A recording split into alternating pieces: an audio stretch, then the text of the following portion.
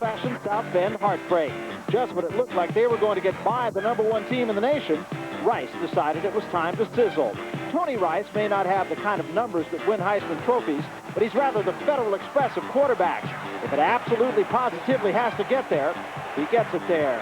And in the end, the men of Troy found that they were fresh out of miracles, and it would be another year before a chance at retribution. Unfortunately for Denny Green of Stanford, his team has had to rebound from a loss to a team that has been thoroughly clobbered by the likes of Fresno State and Hawaii. The Cardinals scored, but then they didn't score often enough. And on the other side of the football, they contained the mighty Utes, but they didn't contain them often enough. Utah scored 14 fourth-quarter points to turn what looked to be a Stanford second win into their 6th loss. 6 L's and 1 W, and it's back to the ABCs against USC, who's 10 AP and 10 UPI.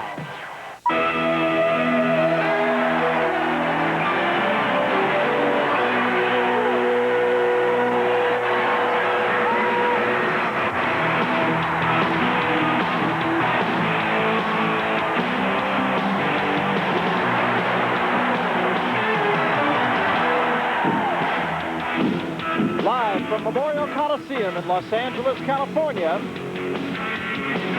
the Prime Network presents the Pac-10 Game of the Week. Today, the USC Trojans host the Stanford Cardinals. Hello, everybody. I'm Barry Tompkins. Smoggy day, but a warm day here in the LA Coliseum. Two teams, each with something to prove. SC has to prove it can come back from a tough loss. Stanford has to prove that it can win a football game. Just that simply. Very disappointing loss for them. With me for expert commentary, and it is a pleasure to welcome back out of his sick bed and into your heart, Don Heinrich. Heidi, welcome back. Believe me, I am very happy to be back, Barry. And that spot is shared by everybody on this crew. Let's talk about this football game. You look at the numbers, and you have to say SC's got to win this game, and yet there's something way tucked away in the back of your mind that says maybe, just maybe, Stanford could do something right today. Well, you know, last year they came awfully close. Rodney Peete had to bring him back at the last second to win it. And Stanford, year in and year out, has played USC very, very tough. Let's take a look at the game notes, and they don't really say exactly what we're saying, that this could be a close game. This number is a little bit deceiving, I think. Stanford is second in the Pac-10 in offense, but they've had to play catch-up. Well, and they have, and that's no doubt about that. Today, I would expect they'll put that ball up between 50 and 60 times in the absence of their running game. You can see a lot of injuries on this team. Hopkins, a bright spot. 11 of his last 15 field goals, actually 8 of 10. 3 times he's kicked 4. He may get some chances today. They'd like to give him some chances to kick extra points. Let's take a look at USC, on the other hand. Well, numbers don't lie. USC, 10th in the nation, as you can see. They're #1 in offense, #1 in defense. That's not too bad. Well, it certainly isn't, as they are every year on defense. Big, strong, fast, and aggressive. Offensively, great skilled people. Marinovich has come on with leaps and bounds to be really a pleasant surprise to have improved and developed the leadership that he has for this team. Seems to be getting better with just about every game, and he has a lot of very good people to throw to. None better, however, than this man, John Jackson. We talked to Bruce Snyder, the California coach, a couple of weeks ago about Jackson. He says he runs absolutely precise patterns, the best in the conference. Well, as you can see here, he's going to run kind of a hook or turn-in type of a thing on the pass from Marinovich. But notice he settles down, finds the open area, good feel, good hands, and then, of course, he can accelerate. Tremendous athlete. So far as receivers are concerned today, we're going to be looking at the long and the short of it. Jackson the short of it. Here's the long of it. Ed McCaffrey, 6 foot 6 inches tall. Well, a big target. Every quarterback likes to have one of those to throw to. And you see in this particular pattern, it's kind of what they call a fade route. The quarterback laying it up to the outside over the shorter defensive back. I suspect we will see McCaffrey a good share of the time today trying to work in those shorter line cornerbacks. Very big target. Of course, what Stanford has to contend with is not only the USC Trojans, the #10 ranked team in the nation, but 75,000 fans who are here for homecoming. And one alum is on the field right now. He's our own Bill McDonald. Billy? Well, Barry, out of the 74,000 people here at the Coliseum today that will be enjoying homecoming, one individual best exemplifies, I think, the word superfan. He is 82-year-old Giles Pellerin. Class of 29 here at USC. He has seen an incredible 685 Trojan games in a row starting back in 1926. And Giles, homecoming every year is very special. Right. In other words, I can always remember when I was a sophomore here in 1926 when I started my spring, and I've been coming to their homecoming since that time. This is my 66th year since I've attended homecoming. He is a true super fan here at USC. In fact, his brother Oliver has almost 500 in a row, doesn't he? Right. In other words, he's about 200 behind me, so he's trying to catch up with me, but I doubt it very much. Oliver, by the way, his little brother is 80 years old. Giles Pellerin, living proof that you can go home again, and again. Oh, and by the way, Heine, it's good to see you back again. We missed you a lot. Back upstairs to Barry. Thank you, Bill, and don't you know those guys are going to be around for about another 65 years. So are you, too. You're a pretty sturdy guy. Well, I want to thank Bill. I know that he's a SC alum, but on the other hand, I want to tell you about loyalty. That gentleman has loyalty. All right, so we're set to kick it off then. Don Heinrich's back. All the fans from USC are back. It's homecoming here in Los Angeles. USC and the Stanford Cardinal. We'll be back.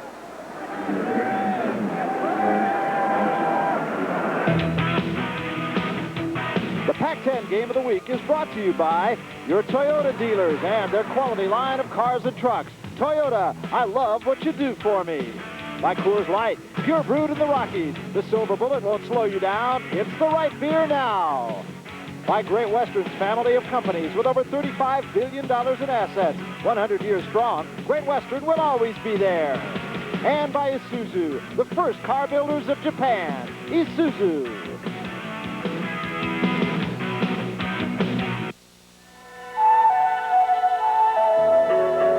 Without a guide, you can get lost in here real fast. Kind of like taking care of money matters nowadays. It sure helps to have a partner like Great Western. They can take care of all your banking needs, from checking to home loans and refinancing. See, the Great Western family has over 100 years experience and more than $35 billion in assets. So you can feel real safe. If you feel life's more interesting when you make a splash, it's the right beer now. If you feel a great beer starts with great water, it's the right beer now.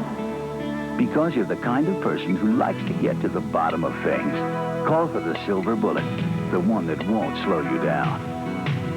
Coors Light, it's the right beer now. Barry Tompkins with Don Heinrich. We're at Memorial Coliseum here in Los Angeles. The USC Trojans, number 10 in both polls nationally. And as you can see, they have a dominant lead in this series, 46-18. But as Don Heinrich mentioned, Stanford has played USC close for the past several years, 24-20 last year.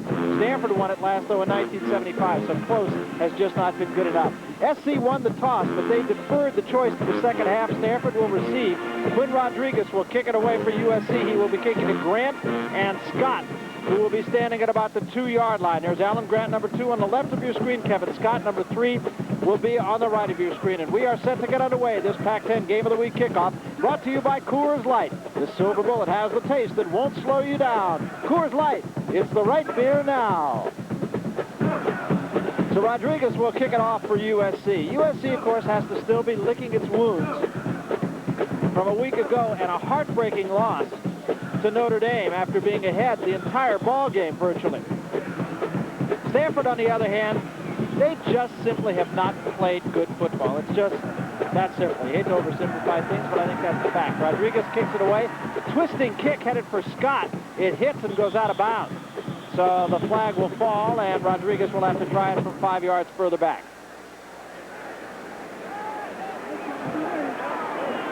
You know, you mentioned, Barry, about Stanford not having maybe the kind of talent they've had in previous years. And I think one of the things that Denny Green has done, recognizing that as we look at Denny on the sideline, is utilize a lot of underclassmen, freshmen, sophomores, and so forth, looking ahead despite the fact that he knows he's going to take his lumps this year. One really interesting matchup we're going to see right off the bat. Rick Pallo will start at center. He starts ahead of Chuck Gillingham, but Gillingham has had to move to guard, so he'll start at guard ahead of the man who normally started, Chris Dolman, who was out for the season. There's Larry Smith. And Larry, when we talked to him yesterday, said, to tell you the truth, until we kick it off, I don't know how my team is going to be. I don't know how they're going to come back from the loss at Notre Dame a week ago. Well, his players say they want to get even. They want to get their frustrations out on Stanford. That could make it tough for the Cardinals. Rodriguez, who does not have the strongest of legs, he's very accurate, but he does not have a strong leg, now kicks it off from the 30-yard line. And this kick will carry to about the 20, and it goes out of bounds again. And so now Rodriguez is going to have to hit it at the 25-yard line. So Stanford's offense hasn't touched it yet, but they've gained 10 yards. They might be on their best drive as Larry Smith says, hey, wait a minute, what is going on here? Can't we keep the ball in the middle of the field at 53 and a third yard wide? So now Grant and Scott will stand at about the 20-yard line, and Stanford ostensibly will get some pretty good field position to start things here. Well, if that defense of that USC Trojan team, Barry, holds up, which I'm sure it's going to be mighty tough out there, this could be basically the best drive for the Cardinal here in the early going. What I started to say before about Rick Pallo, he is a first-year freshman. He gets to start at center. His first snap will be against the likes of Tim Ryan, an All-American, and arguably USC's best defensive player.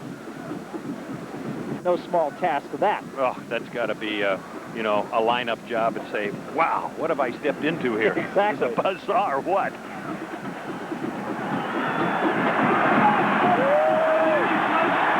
the crowd gets fired up for yet another time, and Rodriguez now hits it at the 25-yard line.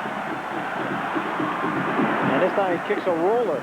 Takes a while to get to Scott. Picks it up at the 28, 30, got a gap to the 40, and down at about the 45-yard line. SC actually with very good coverage, but some pretty sloppy play on the kickoff return team. Dwayne Garner was there to make the stop. And the quarterback for the Stanford Cardinal, as he has been most of this year, freshman Steve Smith. Denny Green named him the starter after the spring practice season. And he's been on again, off again. Two tight ends to start things on first down. So Stanford coming with a different look right off the bat. Foster and Bardell, and this is Foster, who gained 86 yards in his first start at running back last week. Gets about 2 on the first snap offensively in this game. Let's take a look at the starting lineups for the Stanford Cardinal. Galen Foster was a defensive back before last week. Came on, had the best rushing day any Stanford player has had this year. Bardell, McCaffrey, who we talked about at the top of the show. And then on the offensive line, first-year freshman Bob Whitfield will be a great player. Is he right now? Well, he's still learning. Gilliam moves to guard. Rick Pallo, first-year freshman, playing right on the nose of Tim Ryan now. Very unenviable. And Smith checking off as SC overloads to Stanford's right side. Smith will throw over the middle to the tight end. Forgot to take it with him. Pallo did a very good job, incidentally, on Tim Ryan. As we take a look at the SC defense, there's Tim Ryan, number 99. He is a good one. Fruget gets a start today, along with Dan Owens. And in talking to Larry Smith, he feels Owens may be almost as good as Ryan. The linebackers, juniors, say how the clear-cut standout in this group, and it is a very talented group to begin with.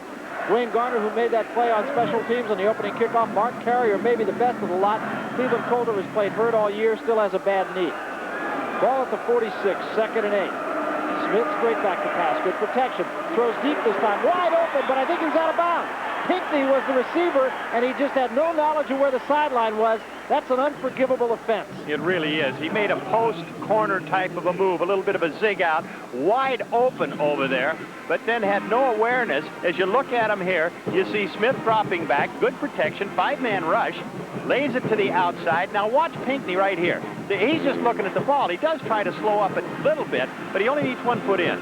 Line drive kick, and not a very good one. Hits short of Larry Wallace, but does take a Stanford bounce down to about the 15-yard line. So the Cardinal had an opportunity. 43-yard punt, but it was one of the ugliest 43-yard punts you're ever going to see. That wasn't your classic kick? Classic if you're into Picasso. Look at Marinovich, 6'4", redshirt freshman. Boy, has he improved with this football team. He has gotten the respect of this ball club by his leadership and his performance, Barry. Well, Larry Smith, in talking about him, said he has learned to check off at the line of scrimmage so well that defenses have to really respect him. As you can see, he is the leader in the Pac-10 in completion percentage, and why not? He's got a pretty good running attack, although Larry Smith feels it needs to improve. They bring Irvins in motion, and they give it to Holt, the fullback. He gets to the 19-yard line. Gain of 3. Dave Garnett from an inside linebacker spot getting a start for the Cardinal. Makes the tackle on Holt. Here's the way the Trojans line up. Holt and Irvins in the backfield. John Jackson, 14 catches a week ago. Speed burner Gary Wellman of the outside receivers, and Scott Galbraith, who can also catch the football, as the tight end. On the offensive line, nothing but experience, nothing but size. I don't know what more you could say about it. Brad Leggett, from a football tradition. His dad's a coach. And Todd Marinovich, the quarterback, comes to the line of scrimmage on second down. We'll call it 6. Wellman goes in motion. They give it to the tailback Irvin. Steps outside, cuts it back, spins by one man, gets to about the 24-yard line. Lester Archambault makes the tackle with help from Kevin Scott. As we look at the way the Cardinal lines up defensively, Archambault, the man who just made that tackle, has had a tough season coming off a knee surgery. Big things were expected of him, but he's had to carry a load almost by himself. Rembus and Borkowski, inexperienced alongside him. Cardinal linebackers, Jono Tunney the best. Hinckley, who was an All-American candidate, may get some playing time today for the first time in 4 weeks. Kevin Scott has been the best of the Cardinal secondary, even though all the preseason conversations centered around Alan Grant. Scott moves from corner to free safety. Third down, a yard. And Marinovich will go up. Throws wide open and making the catch, stepping out of bounds, Joel Scott. And the Trojans made that one look very easy. Gain of 8 and a first down. Well, they certainly did. Good timing on Marinovich's part. Little sideline square out type of a pattern. Had the ball on its way before the cut was ever made. Alan Grant playing relatively far off. I think he was lulled just a little bit by the fact that they were into the sideline working from that right hash mark. Maybe felt that he had some help from that 12th man strike. Trojans this time come with 2 tight ends on first down. And they give it to the fullback Holt again. And Holt head down across the 35 to the 36-yard line. Got about 3.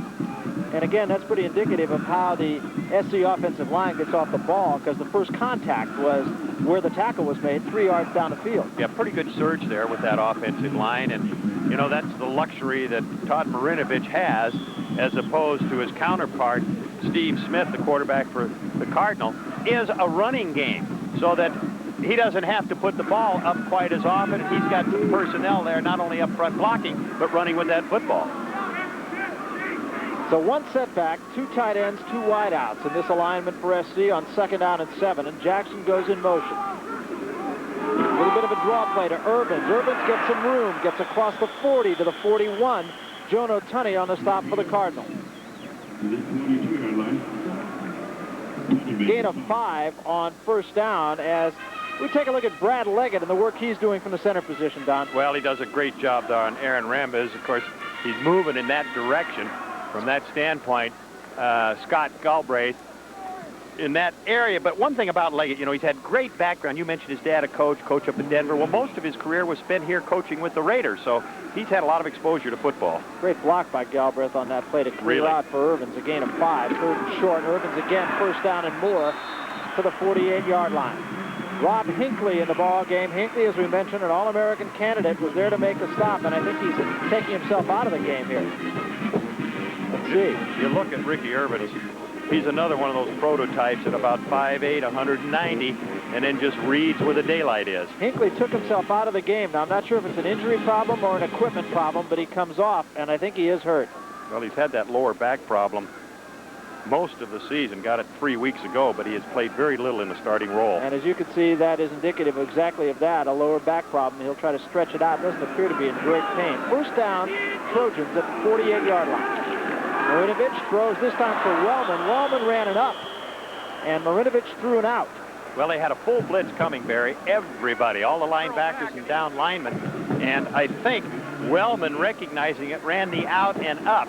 But, of course, Marinovich, he says, I got to unload this thing. And that's something he has done extremely well, talking to Ray Dorr, the quarterback coach that calls the plays. He says he has not had any exchange problems, fumbles, no illegal procedure penalties. Second and short, he made no losses, missed 1 handoff exchange, and he just doesn't make mistakes for him, doesn't get him in trouble. Here's Rob Hinckley again. Tough year for the senior. Bright prospect going into this year. It still is, but a very tough senior year. 2nd and 13. Marinovich waits for the traffic to clear, throws underneath the Holt. Going to be very close to another SC first down. Garnett runs him down, but a very impressive first drive so far for the Trojans. Well, you mentioned Hinckley, too, Barry. As much as he means to this team, he was the leading pass rusher for sacks a year ago in the Pac-10 conference. And, of course, Stanford struggling a little bit from a defensive standpoint, and offense for that matter. So somebody like Hinckley that could be an impact player, they really miss that part of his game. We're going to have a measurement for this, and I think he got it. What do you think? No, maybe not. They stretch it out, and it's the width of a finger. Boy, it is the width of a finger. And you have an idea of the way SC has been moving Stanford back off the ball. This may be two-down territory to make that width of a finger. I would say so. At the moment, Stanford seems to be just really very methodical about what they do and how they're going about it here as far as knocking the Stanford defense backwards.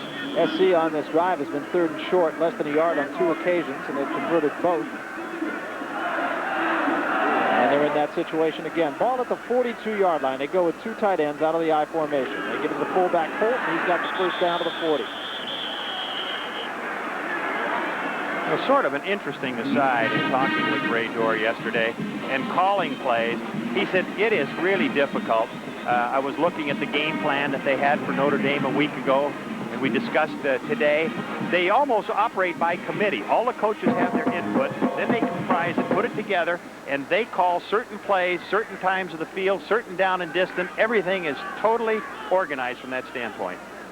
Slot right on first down. The ball just inside the 40-yard line. And out of the I formation, Wellman in the slot inside of Jackson. Winovich will put it up. Throws this time. Wellman is wide open at the 20-yard line and dragged out of bounds at the 17. And so far, the Trojans are putting on a clinic. They really are. They're getting dissected by Marinovich and the play calling of Ray Dorr, the execution. The move right there, it was a similar type of move coming across. They get man-for-man coverage. You'll see Marinovich there. He's got Albert Richardson beat 3 ways from Sunday. If he doesn't run out of sideline, he takes it on into the end zone. But he had him beat on the next play. Oh, really? Well, they caught him in a man-for-man. You know, there's Wellman's numbers. The guy averages almost 18 yards a catch. He isn't exactly a Humpty.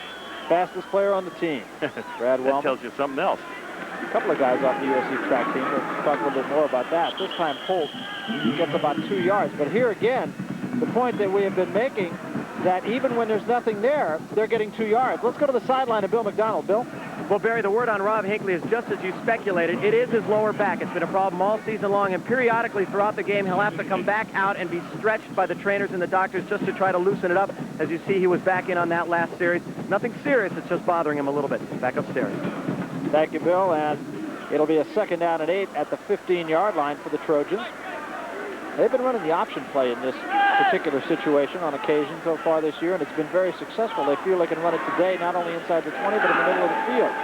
This time Marinovich will throw. He's got all day. Now he runs out of time and is dragged down from behind by Aaron Rembus.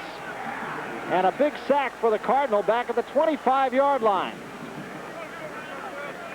Well, he hung on to that football just a little too long, as you see, dropping back.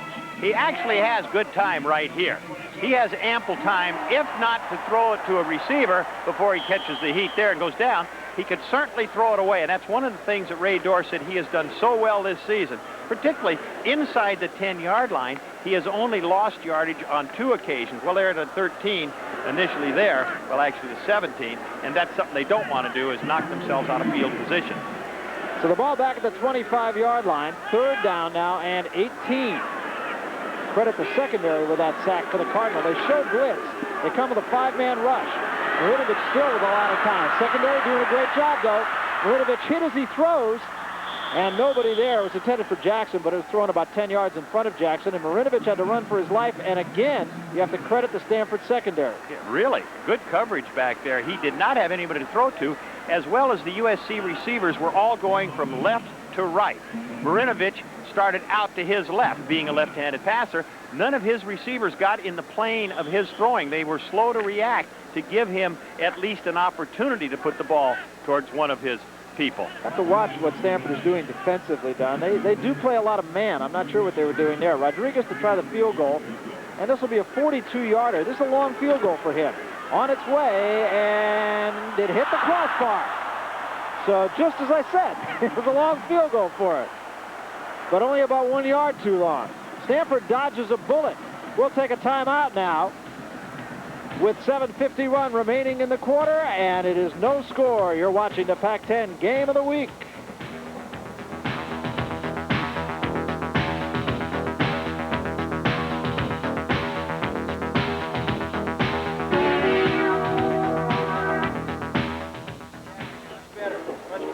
try to be conscious of it. But don't reach over left hook to yourself. Yeah, maybe your metabolism will slower you. No, it's coming to the end of the season.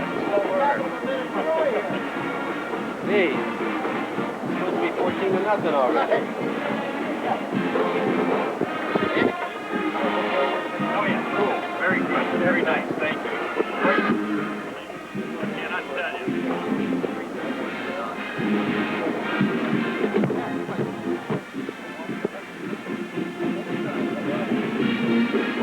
All right. Yeah. Everything is very good. Very good.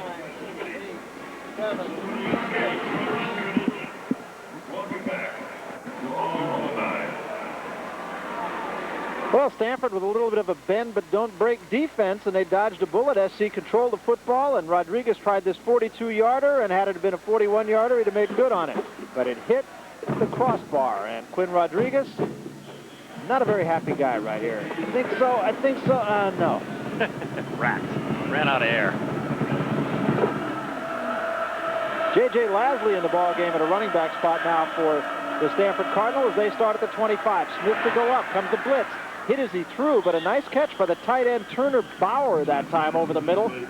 Jim Price, who is the normal starter at tight end for the Cardinals, didn't even make the trip down. It has just been a sick and wounded list for Stanford. It's just ridiculous.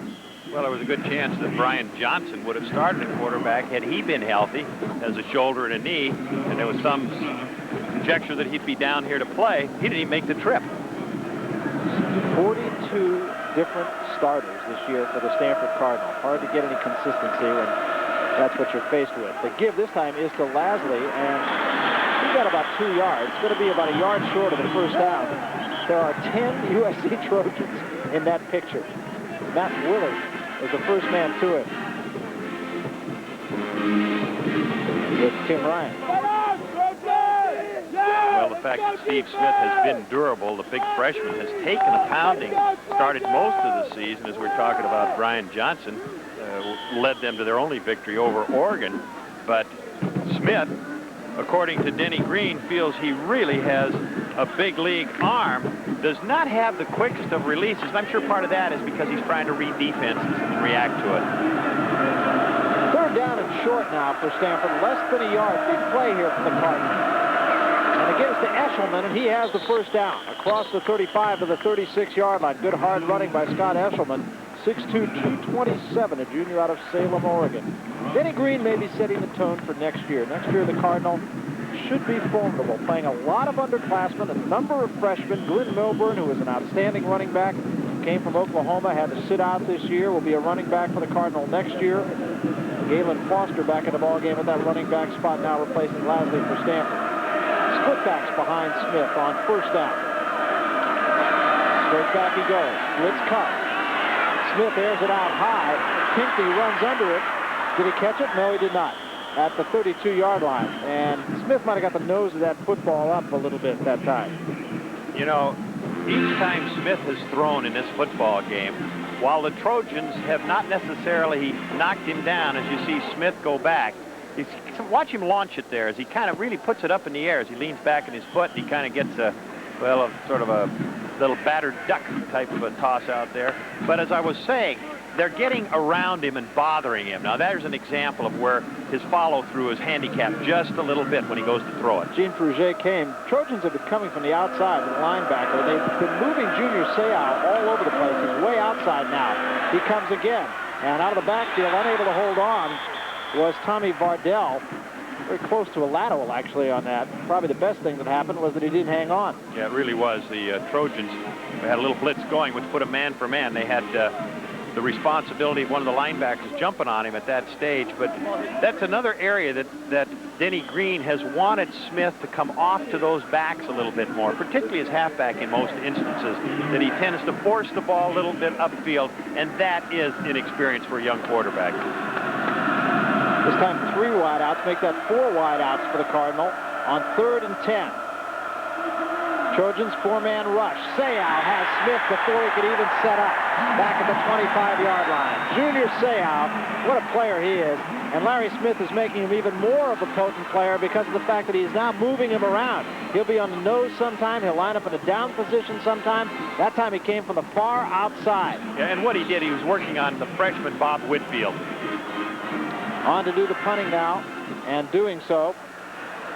And this is Wallace at the other end at the 45-yard line. So the Cardinal hurrying to the line of scrimmage, trying to get USC in a situation where they weren't set up, but the Trojans will have good field position when we come back right after this.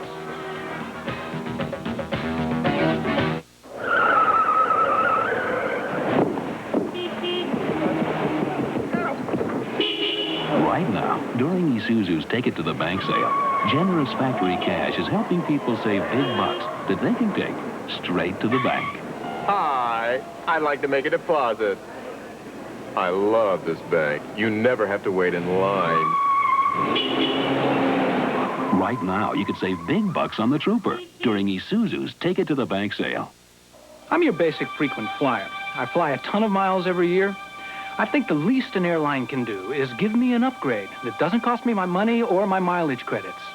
Is that too much to ask? In TWA's Frequent Flight Bonus program, you can get unlimited free upgrades to business class after flying just 5,000 miles, and you don't turn in your miles to get them. Upgrade and free. Two of my favorite words. Today's TWA. Find out how good we really are.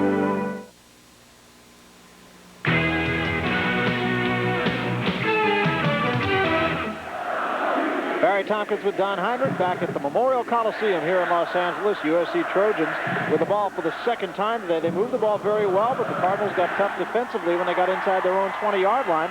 And we're in a scoreless tie, 5:25 remaining first period. Todd Marinovich, the quarterback for the USC Trojans, will put it up on first down. Short drop, and the ball is good this time for Scott. His second reception of the day. Going to be a little bit short of the first down, and we'll pause 10 seconds to let our local systems identify themselves.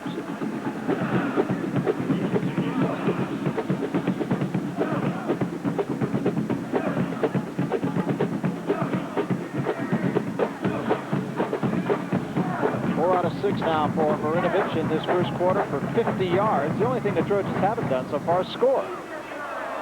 But they're back in Stanford territory. It's kind of a free play here for Marinovich and the Trojans. And jumping offside that time was Bill Schultz, the right tackle for the Trojans. So that'll cost them 5, and instead of second and short, it'll now be second and 6.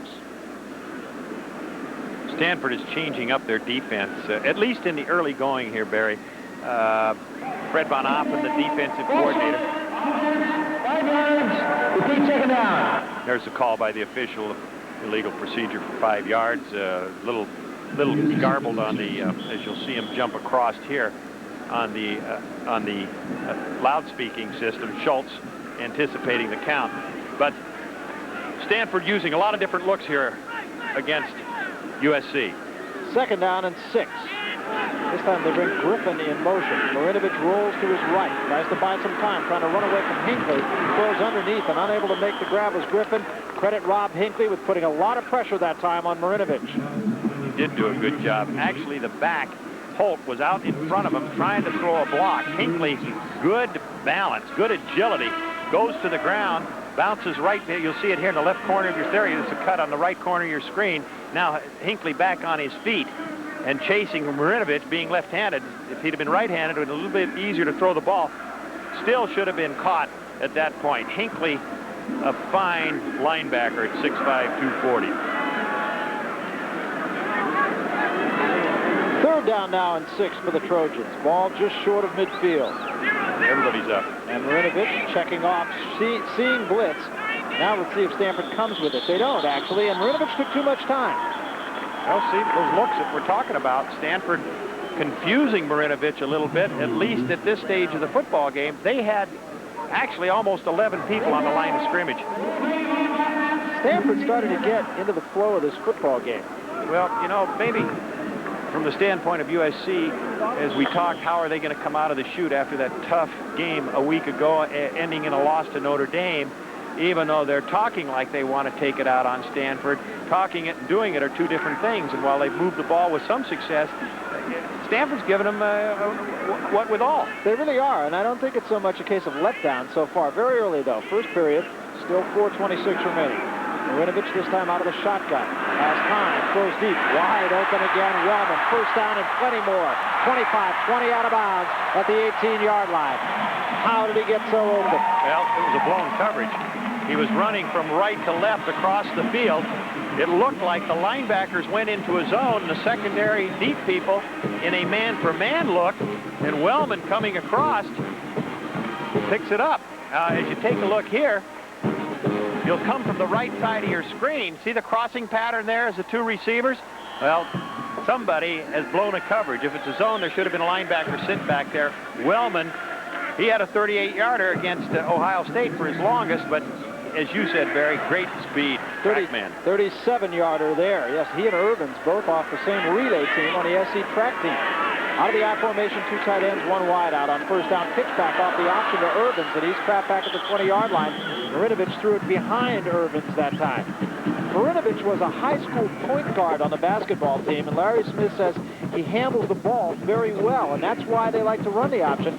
They don't like to sacrifice their quarterback's body to a tough defense, but he feels that Marinovich, even though he's not a great runner, handles the football so well and makes great decisions in that option. Yeah, good hand-eye coordination and quickness. Ray Dorr, when I was there visiting with him, the quarterback coach, he said that he was effective with the option against the Huskies, so they've been using that a little bit more since then. And we'll use it more today. This time the give on a delay to Irvins, caught from behind as he got across the 20 by Rob Engelhardt. Little counter move at that stage and pretty good penetration. So the defense playing very well for Stanford here in the early going of this football game against the rush.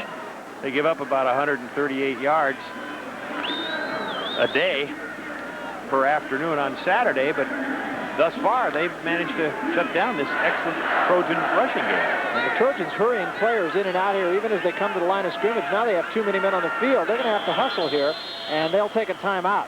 And that's probably a well-called timeout by Todd Marinovich, as there was wholesale confusion. 2:59 remaining, first quarter, scoreless game. We'll be back to the Coliseum right after this. Hi, everybody. Chick Hearn here. And Bob Miller with the play-by-play. There's our home team captain with the Avis car sales team. They're getting ready to sign one of this year's All-Stars. From Regals and Tauruses, fabulous Chrysler Grand Minivans to Pontiac Grand Prix and Toyota Camrys. Everyone a winner. They've had conditioning and training from the Avis car sales team. So they're guaranteed to deliver. And check these prices. So get down to the Avis car sales location nearest you and sign up a real champion. How hot can it get inside your car's engine? 570 degrees under extreme conditions. Take a leading motor oil. Take Mobil 1. Of course, Mobil 1 costs more. But under extreme conditions, when you see what can happen to conventional motor oil, it doesn't pay to play with fire. Mobil 1, isn't your car worth the extra protection? For protection you can count on Mobil Oil. Available at Target. I like hanging around, getting down, walking the dog, doing the town. I like everything I got right here. Rainbows and cold Coors beer. It takes a part of this country as cold and clean as the Rockies to brew a beer as pure and natural as Coors. Brewery fresh, just like you like it. Cap it ice cold Coors with a friend of yours. A Rocky Mountain legend, an American original. Well, a shot from the prime ticket blimp of the Memorial Coliseum here in Los Angeles. Smoggy day, as we said. You can't see too far beyond the rim of this stadium today, but right here, perfect day for football. And the SC Trojans looking at the third down, and we'll call it 12 at the 20-yard line. They'll go out of the shotgun. Everybody up again, Bear, for Stanford. Wellman comes in motion. Here comes everybody this time. They pick it up, though, on a slant for Wellman, and well defended that time by Scott. No interference, no flag, and I don't know. There was contact. That's interference, I got to tell you. They had a 9-man rush. You'll take a look, Willman, the right side of your screen. It's a delay underneath, and as you see right here, number 3, that is a little problem right there for Kevin Scott to make contact a little bit before, but he got away with it. He says, I didn't touch him. So Quinn Rodriguez, who has struggled through the first quarter, he had 2 penalties on kickoffs, both of which went out of bounds on the opening kickoff, and missed a 42-yarder. This time, 37-yarder is off to the right and no good. So it's going from bad to worse for him. And Stanford dodges yet another bullet. 2:51 remaining first quarter. SC's had the ball a lot, but they've come up empty on each occasion. We'll be back. You're watching the Pac-10 Game of the Week.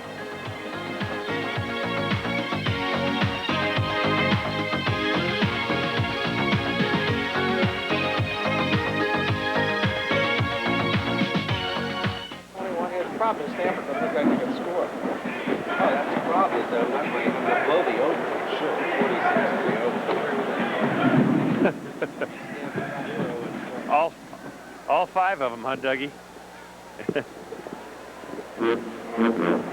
Well, they brought their band. That'd be beautiful too. Huh? Yeah.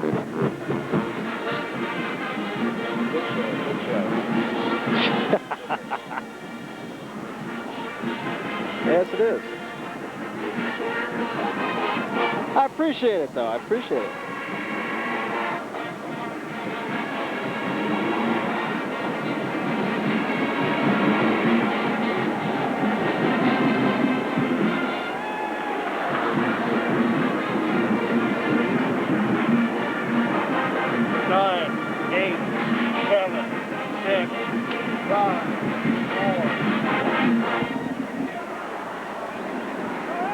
Well, there's a look at the not-so-mighty Quinn so far today. 2:51 left first quarter. Been a tough afternoon for him. Quinn Rodriguez, who's missed a couple of field goals, a couple of kickoffs out of bounds. Stanford starts again for the 20-yard line. Pitch this time going to Foster at the right side, and he gets it to about the 25-yard line. Might have got 5 yards. Mark Carrier made the stop defensively for SC. There's a look at Denny Green. In his first year at Stanford, he has not been dealt the best of cards so far. Cards. What a play on words. You know, Foster's an interesting story in himself. He came as a running back, was moved to defense in the fall as a cornerback, and because of the need for running backs, he's been moved back over there, got his first start a week ago, and got 86 yards against Utah. Looked good on that run. So the Cardinal now with a 2nd down and 5. Pitch this time and a fine defensive play. I'll tell you, Junior Seau seems to get better every time we see him, and he was pretty darn good the first time we saw him. Dare say. Did he get penetration? Tackle for a loss? Watch him right here. 55. Nobody touches him. The guard can't get out in time. The back shouldn't pass him up right there. 44, Tom Bardell, but he thinks he's going to get help from the inside. One thing you say, if nobody's there, you take the first different colored jersey.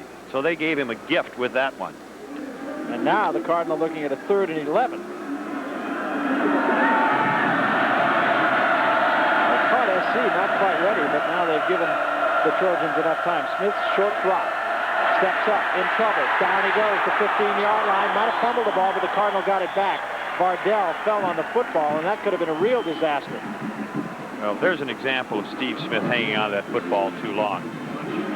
He has good protection initially. You'll see it right here. Opens up in front. Now, he's got a good field of vision when he steps up. No problem. But right there, you see Hartziker, who has got excellent speed coming around. Finally, you're gonna run out of time. And they kick it away again. Stanhouse, short kick this time, headed for Wallace at midfield. Wallace has a little bit of room. 45, slips inside 40, gets outside. 35, down to the 32-yard line. 16-yard return off the short punt of 34 yards, and Rob Engelhardt made the saving tackle for the Stanford Cardinals. So the Trojans are right back in business. Well, you see the blocking right here. Good move to the left. Now cut back to the right. It opens up. He looks like he is going to be gone. I'll tell you, there isn't anybody there. That doesn't give you a true indication of what was ahead of him but green grass and the punter. So the Cardinal again dodged a bullet at this point, but great field position for the Trojans. Grass may have more chance to tackle him than the punter, I'll tell you that. Got him with the stripe. Ball on the 32-yard line, out of the I formation. Trojans have had great field position. Ricky Irvins at the 30, 25, 20, Down to the 18-yard line, taking Kevin Scott with him. Kevin Scott. He's got some pretty good moves to the outside, doesn't he? Yeah, he's a little misleading with people. That good block by Holt right there, the force, he just goes to the ground. But look at that crack. And then look at the balance as people come across trying to get to him, and Scott finally bulldozing him down. And you see the numbers on him. As I said earlier, he's kind of the prototype of the 90s running back. He really is. That 5'8", 5'9" stature and 190 to 210 pounds. There's a bunch of them in this conference. Here comes a blitz. And Irvin steps by it. Got by the initial rush, but then is stopped short of the 15-yard line at about the 16. Lester Archambault had a hand on him, and that was enough. He just barely did get that hand in there. And what was good to see by Stanford is terrific pursuit. The whole defense was flying in that direction, trying to get to the ball carrier. What it does do, though, if they're alert in that press box, they're going to recognize the possibility of a reverse here that could take it to the end zone. And we have taken it to the end of the first quarter, and a look at the scoreboard shows the Trojans nothing and the Cardinal nothing. You're watching the Pac-10 Game of the Week.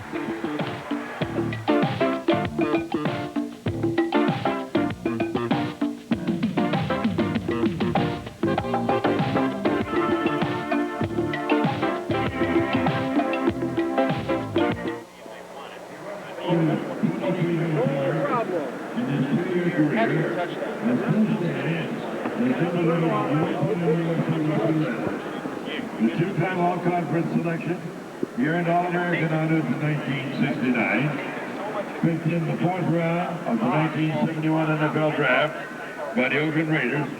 He went on to an 8-year career and played in the 1977. Yeah, that's right. Yeah, it's a different game. I mean, they look like now like they may not make a first down all day. All right. Well, it's a score. It's tied, you know.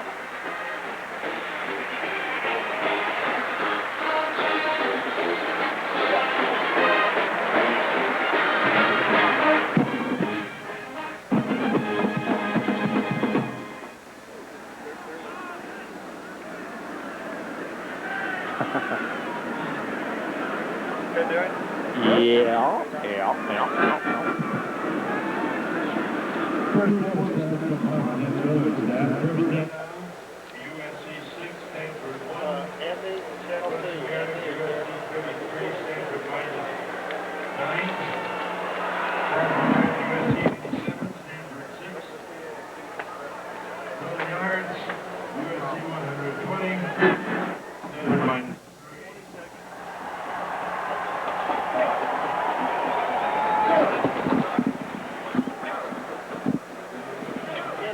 Going right to this.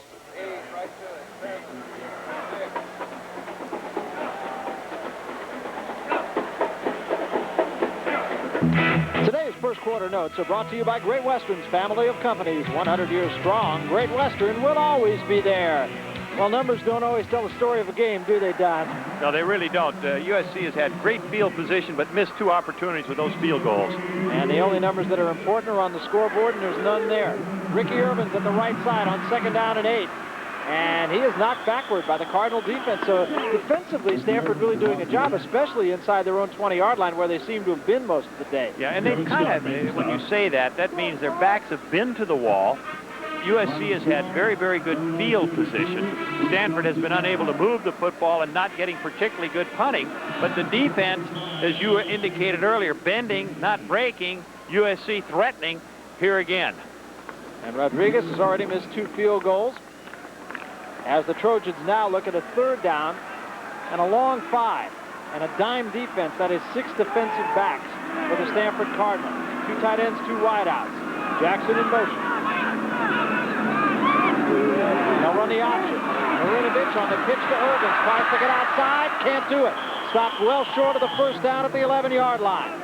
Stanford defended that very well. Extremely well. And the thing I want to add to that, Barry, as Marinovich executes it well, you see him coming to your right on the screen. He's looking to read that defensive man there.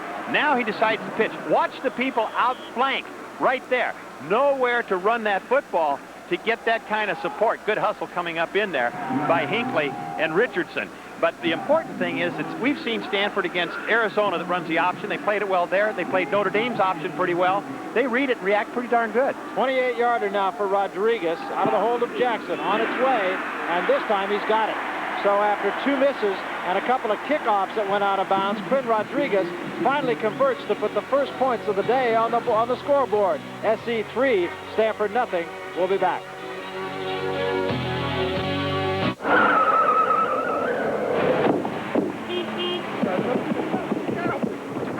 Right now, during Isuzu's Take It to the Bank sale, generous factory cash is helping people save big bucks that they can take straight to the bank. Hi, I'd like to make a deposit. I love this bank. You never have to wait in line. Right now, you could save big bucks on the Isuzu pickup during our Take It to the Bank sale. I like catching a ride. The fire in your eyes. Heading upstream. Girl of my dreams and cold Coors beer.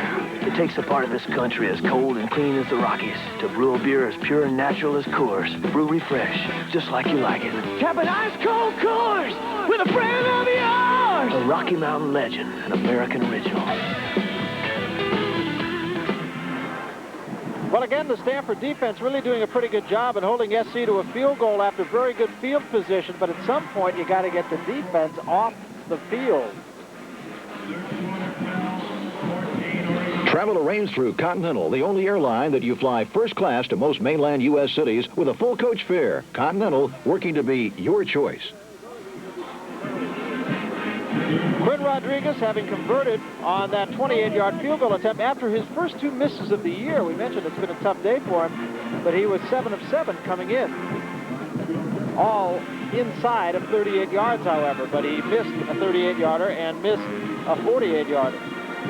Well, when you figure they've been down there 3 times threatening and have only come away with 3 points, that has to be a lift for that Stanford team. But as you indicated, they've got to come off that field a little bit. They've got to do something offensively. I said he missed a 48-yarder. I'll correct that. He missed a 42-yarder. And here's another very short kickoff. Somebody's going to have to take this, and again, it goes out of bounds.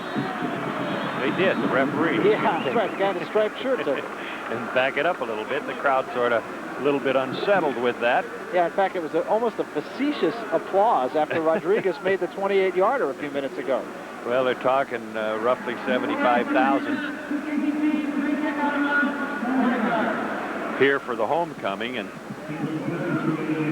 pretty good group. Stanford a week ago against Utah only had 15,000 at their ball game. It was a very rainy day, and of course, all the problems that they've had up there. Washington Huskies have dealt yet another loss to the UCLA Bruins, and they had to come from behind in the final moments to do it. Well, they were down 21-0 at one point early in the game. That's right.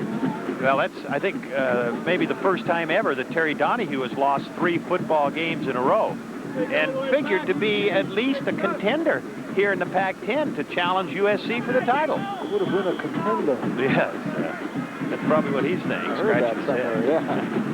Rodriguez tries it again. Short kick again. This one he's got on the playing surface, though. And it's going to be Scott at the 15, to the 20, 25, 30. Little room, 35, 40. To the 43-yard line. Fine return by Kevin Scott. Well, the opening kickoff on 2 or 3 out-of-bounds numbers by Rodriguez.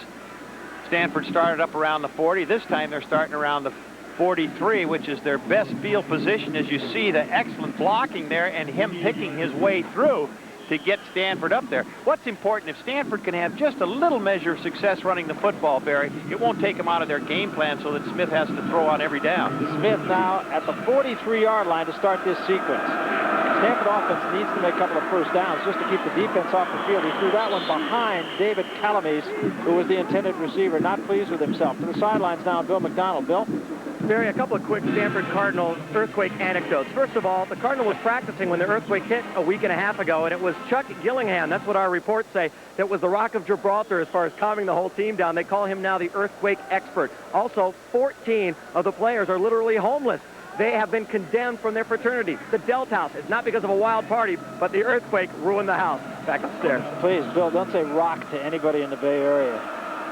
Out of the I formation again, 2nd down and 10. Play fake, Smith will throw. Throws underneath for the tight end, Bauer. His second catch at the 49-yard line, a gain of about 5 yards. And it's going to be 3rd and 5. Bauer, one of those young sophomore underclassmen playing here for Denny Green. And talking to where Bill is talking about that earthquake, Denny Green was in the Santa Cruz area, and his home suffered significant damage. He had to spend some time over there kind of getting things straightened out.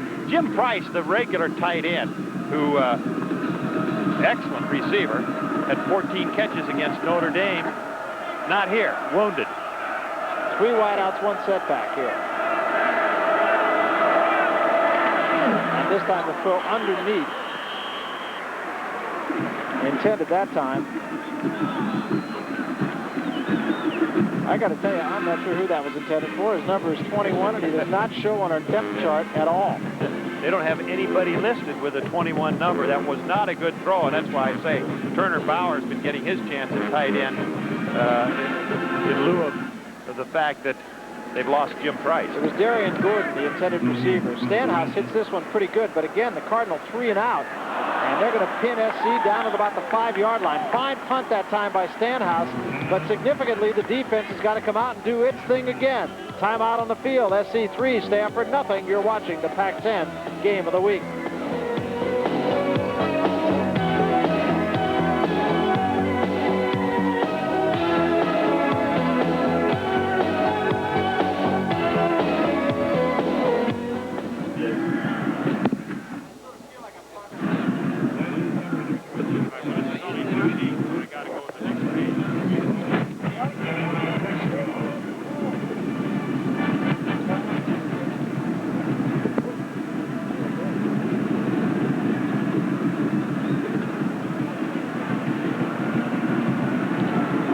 Get the stat in. I really like that number, but my partner was yammering away. Which one?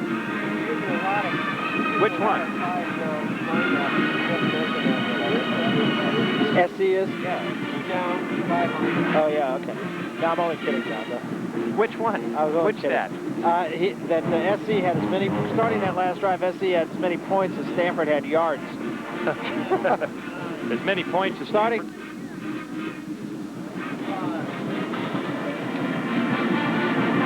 How long was that punt? Well, a fine punt by Stanhouse to really put SC back in a hole at the 5-yard line. But again, the onus goes back on the Stanford defense.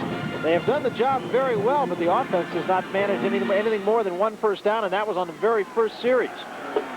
Trojans start at their own 5 out of the I formation. 2 tight ends, 1 wide out. Give it to the fullback, Holt. And he got some pretty good yardage on his own. Got about 3 yards, but he did it all by himself. He didn't get any help from his friends.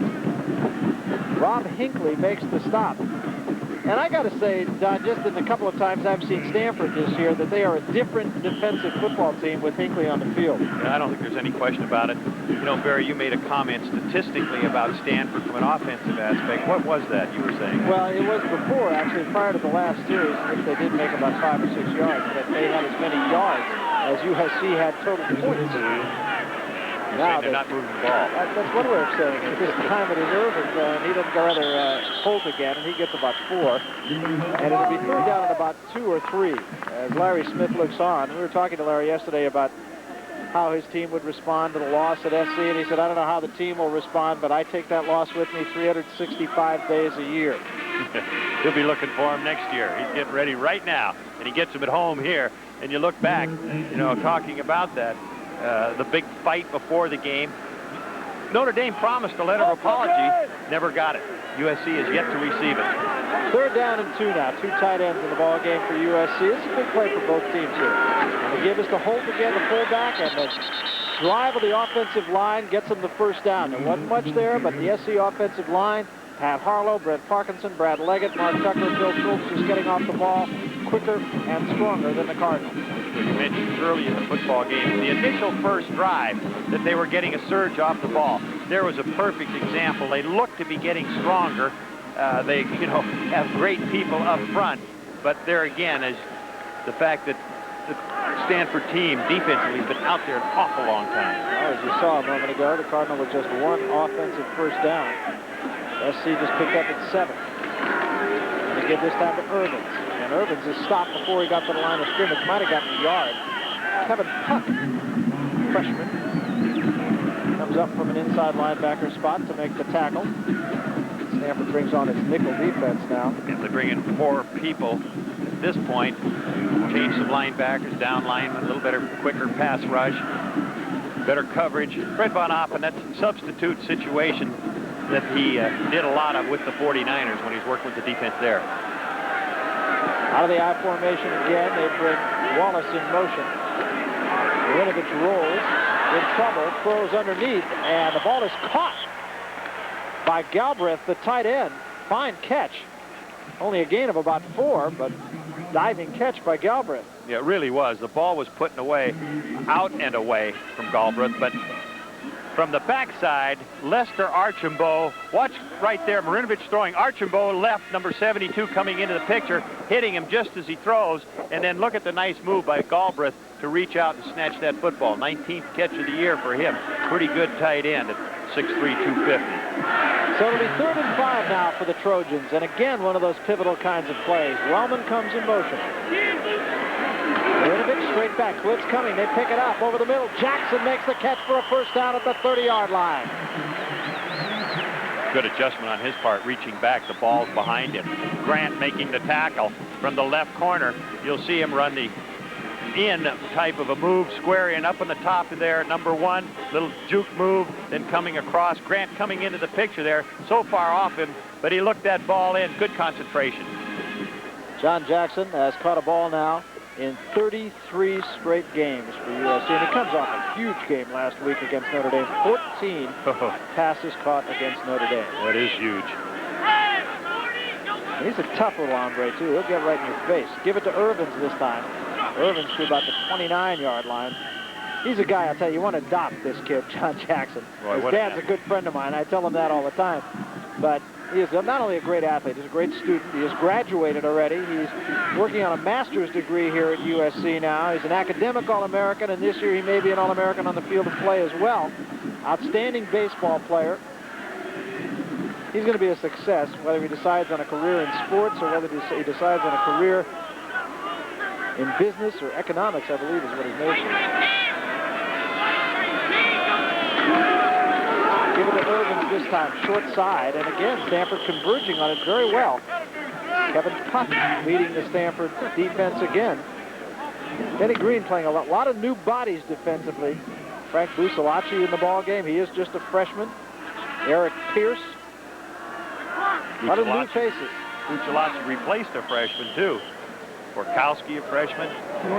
Right, there are a lot of new faces, and that's hard to get a coordinated defense. What you do get is a lot of enthusiasm and a lot of hustle. You might make mistakes, but you also make some things happen, and these guys are flying around.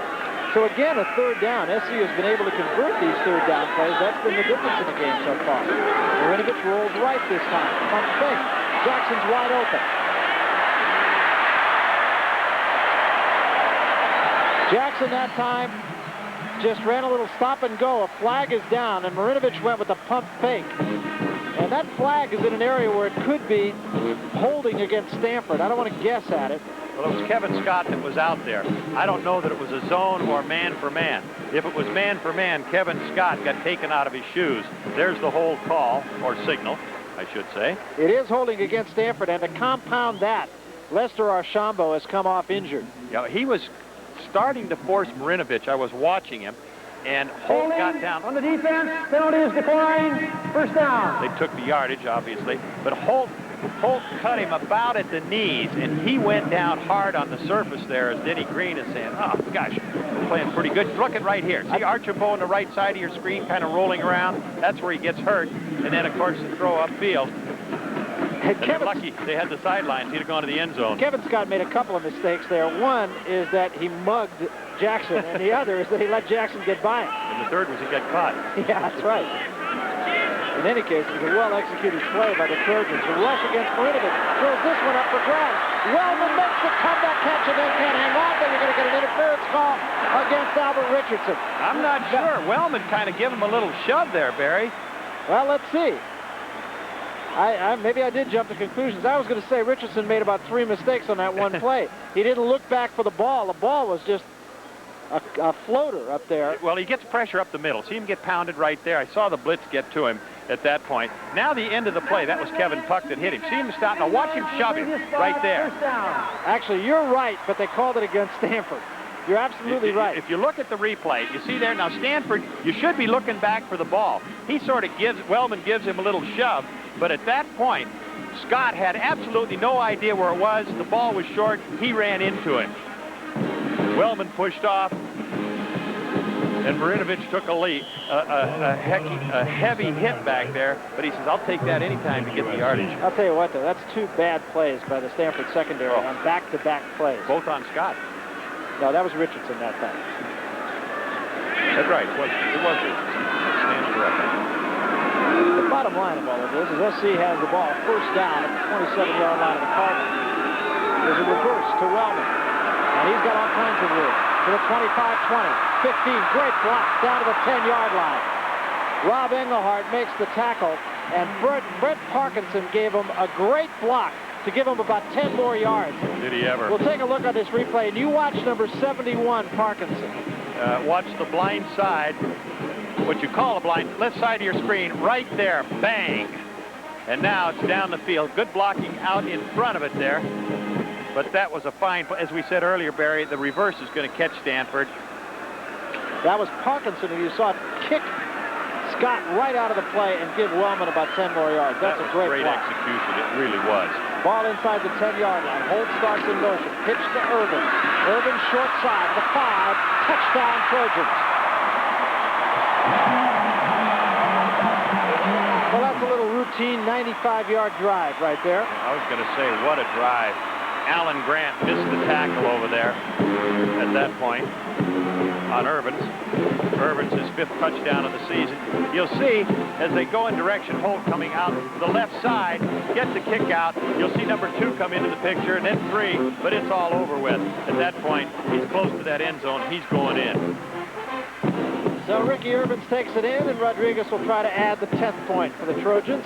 2 well-executed plays in a row. Trojans making some big third down plays. That's really been a big difference. And the Cardinal defense has been out there all day to compound problems for them. Rodriguez converts. And with 6 minutes, 55 seconds remaining to be played in the half, the USC Trojans have jumped out in front of the Stanford Cardinals 10-0, and right now aren't even looking back. We'll be back right after this.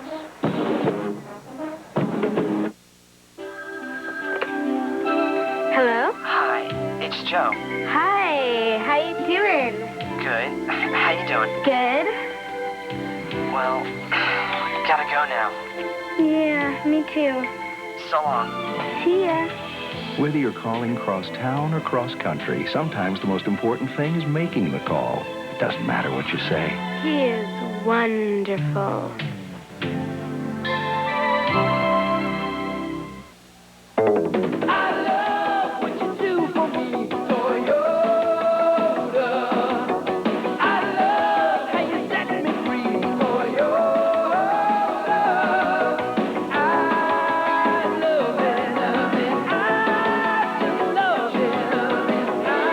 Toyota's 1990 4x4.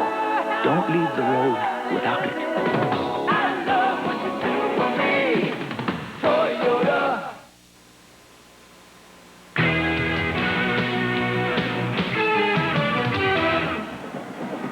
Well, it's been an adventure in kicking for Quinn Rodriguez, and he'll have another opportunity here as his team, the USC Trojans, lead the Stanford Cardinal 10-0. Ricky Urbans having taken that one in from the short side. And Urbans, of course, a track man also. Another guy who was just getting better and better. Remember, when this season started, Aaron Emanuel was the tailback of choice here, and he right now is pretty well deep down on the depth chart, as Urbans is backed up by Calvin Holmes.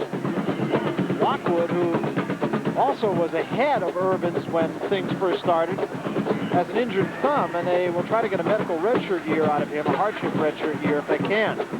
Scott Lockwood, another outstanding tailback. This time Rodriguez dribbles it down. It is picked up by Scott. Scott to 25, to 30, 35, 40, 45, midfield to the 48-yard line. So again, Stanford getting great returns on bad kickoffs. Rodriguez had to make a saving tackle that time. but they are unable to do anything with the field position that has been given them. Well, that's terrific. You can see the up back 92 run by it to let him field it. Now watch it open up there. Pretty good block right there, I'll tell you, by Alan Grant. And some daylight using his speed. Was Alan Grant with a very good block there. So Stanford now starts in SC territory. Put him on his back. Can't do much better than that. There's a look at Scott. Kevin Scott, who has become perhaps the best of a good secondary by Stanford. They made a couple of big mistakes on that last series. Smith this time throws underneath. Ball is caught by McCaffrey at the 34-yard line, and that was probably Smith's best pass. Well, it was Smith's best pass of the afternoon. No question. He hummed that ball. McCaffrey, the big target, coming from the slot right there. You see the two slot people. Just a hook to the inside, uncover, get away from the linebacker, but a lot of mustard on that ball as he hummed it in there. Best fastball today. Second first down for Stanford, and they just have to keep the offense out there because the defense has had to play a long time. Inside handoff this time to Foster, and Foster gets about the 32-yard line. Gain of about 2, maybe 3 yards. Well, if they, as we've said on several occasions, can have just a little measure of success running that football, they don't have to come out of their game plan. They're not that far behind, 10-0. And the score here of the football game, 6 minutes to go here in the second quarter. So Smith doesn't have to get excited and force balls, but they do have to pick up the yards, try and get the points. They go with 3 wideouts this time. On second down and 8, they only gave him 2 yards on that first down play. This time underneath to Vardell. Vardell inside the 30 to about the 27, maybe the 28-yard line. Of about 5 yards. It'll bring about a third down and a long 3. Delmar Chesley and Junior Seau on the stop that time. That's what Smith's going to have to do to react back quicker. They had a 4-man rush. They usually bring that one linebacker along with the 3-down lineman. Had a stunt up front, looping around. Stanford not too bad, but it was collapsing the pocket. And Smith, he's got to come off the downfield receivers and dump it quick. That's as good as a 5-yard run right there. Just a long handoff is what it amounts to. The ball at the 28. Third down and about 4. Trips left, short drop. Smith pump fake, in trouble, rolls away. Now he looks and throws into traffic, but the ball is caught. No, it's not. Incomplete pass. I believe they're going to say incomplete pass, and they are. McCaffrey says, I got it off Pinckney, but the officials will say, no, he didn't. Too many jerseys around that. He made a good decision to throw it, but was just a half a step or a half a second late to unload it. Threw it into traffic. Yes, he did. Look at McCaffrey and how open he was. Yeah, he sees him, but he also sees those maroon jerseys in front of him. There are 3 of them. Doesn't give you the full perspective. So he's got his vision distracted between the 2. Stanford will call a timeout as they prepare for a field goal. 5:05 remaining in the half. 10-0 USC. You're watching the Pac-10 Game of the Week.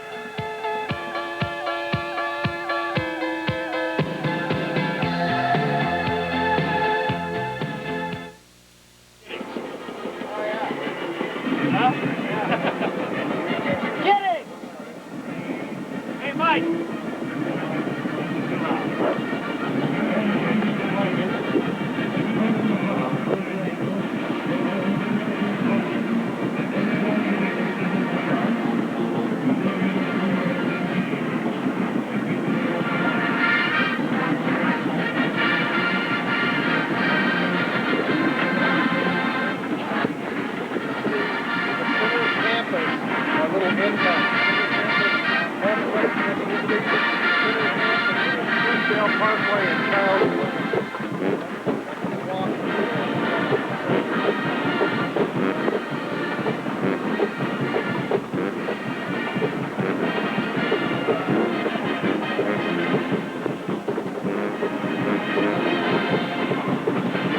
It's homecoming here at the University of Southern California, and on campus, all kinds of activity this morning before the game. People milling about, many booths held by the fraternities and sororities on campus here, and a part of the crowd of 75,000 on hand. There's a future Trojan right there. Meanwhile, Hopkins will try a field goal. Going to be a 45-yarder. He's been on a roll since kicking the game winner against Oregon with no time left on the clock. Hopkins has plenty on this, and it is no good off to the left. So he had the distance, but he didn't have the direction. And once again, Stanford comes up empty. Well, he was not happy with himself. The snap a little bit high, but handled in good fashion. Buck Roggerman is the general snapper. At least he's a long punt snapper. His dad's one of the coaches here for USC, linebacker coach, inside linebackers. But the ball was a little high. He did have enough time. He was unhappy with himself. Got it up plenty good. Just the direction, as you said, Barry, off to the left. So again, the Stanford defense will be called upon as SC now starts the 28-yard line. SC has been able to make third down plays, be they short or long, and that really has been the biggest difference in the game so far. 205 total yards offensively for SC in the first half, and there's still a lot of time to go. Nice play, slant, Marinovich to Jackson. Good for a first down at the 41-yard line. Good timing on that, as he made a little counter step. You know, he doesn't drop but about 1 or 2 yards from the line of scrimmage. Jackson has to, as you'll watch on the right side of your screen, he's running a quick post move, and the ball has to go right behind the linebacker there, as you saw. Number 54, Michael Williams, but Jackson has to slow down, too, so that he doesn't get either to the safety or the next linebacker. So the timing of it has to be very precise. Good feel. Looks like one of those plays that SC could run successfully all day long because the Stanford corner is playing right now, I'd say, about 12 yards off of Jackson. This time, play fake. Marinovich to throw, comes back for Jackson, and Jackson that time was coming back to Marinovich. It's a little miscommunication there. Watching that all the way, Jackson took off like he was going to run a streak or a fly, and you just said the corner's playing off. Well, you were absolutely right, Barry. I was watching Albert Richardson, who was covering Jackson, if you want to call it that, on that side of the field. He was giving him so much room when Jackson hooked it up. It was at least 8 to 9 yards beyond him. So Marinovich now with a second down and 10. They bring Jackson in motion this time. They give us to Irvins. And Irvins gets the 45, gets the midfield, going to be close to a first down. Look at the offensive lineman for USC down 10 yards where the tackle is made on Irvins. Out in front of it, Kevin Scott making the tackle, but line surge, they were just rolling that defensive line of Stanford up. They are in retreat at the moment. There may be a bottom line to this game, and the bottom line is USC's a better football team. Oh, really? How come one's 1-6 and the other's 5-2? 0-3 in the It took me conference. 25 minutes to make that statement. How do you like that? You've been holding that one, huh? Saving it? Two tight ends this time on short yardage, and I don't know if Irvin's got it. I think he did, actually, with a second effort. It's going to be close, actually. Yeah, it's going to be close. Inside the 49, that's exactly where he needs to get. And you have the feeling that SC would go for it, even if he is short. 3:36 remaining. Trojans lead at 10-0. Stanford defense really doing everything it can. Offense has been basically inept with just 2 first downs. Well, you know, you think of USC as rushing the football. You know, always year in and year out. And again this year with the likes of Irvins and Holt back there. But they're just a little over 1,600 yards rushing and a little over 1,500 yards as it's a first down for them passing the football. So their balance is very good, and they're throwing the ball better than I think most people recognize. Marinovich, very effective for them. They give you a lot of different looks, too. This is a very different type of USC team than the ones that were so dominant in the 70s under John McKay. No student body left, student body right here. Yes, they have the excellent tailback, but they give it to the fullback a lot, and certainly they throw it a lot and throw it very well. Play fake, they'll throw it this time. Marinovich throws underneath to a wide-open Griffin, and Griffin has another first down out of bounds the 34-yard line. Well, you're absolutely right. This is a different-looking offensive unit than we've seen in the past. Albert Richardson making the tackle on the defensive corner there. Denny Green shaking his head. All it was, and you talked about the play action. The play action right there, Marinovich executing, and then his tight end, Galbraith, coming out of there after slow blocking, wide open. Absolutely no one covering him. It was just pitch and catch. The ball at the 34-yard line now. Oregon State has chalked up another win at Berkeley today. We'll tell you about that. Irvin at the right side, got about 2 yards. The Beavers have only 1 conference loss. Need I remind anybody of that? They were in 3rd place coming into this this ball game, and I had said that there was a strong possibility they would beat Cal. People did not believe me. They laughed about it. I said, hey, they're hot right now. They beat UC UCLA, they're pumped up. The Bears are banged up. They're depending almost entirely on Troy Taylor to throw the football. Their running game is comparable to what Stanford's is at this stage of the season. For better or worse. Marinovich will throw out of the backfield for Urbans. Urbans at the 30, at the 25, at the 20. And another USC first down. And they are picking it up in chunks now. Kevin Puck and Kevin Scott. Dos Kevins make the stop. A nice screen right there. Watch Marinovich drop back. See him set up. Now he dumps it out to the side. Now watch the lineman come out in front of it here. Start to clean it up. Brent Parkinson, the left guard, 71. Nice block right there to give him the opportunity to run the football. All the white jerseys chasing to get there. Good screen. Well executed. The timing on a screen is not an easy thing. One of the more difficult plays in football. Parkinson, who you don't often see offensive linemen, but he's made 2 big blocks downfield. You're talking about a guy who's 260 pounds here. Marinovich will throw. Throws to the end zone. Jackson intercepted.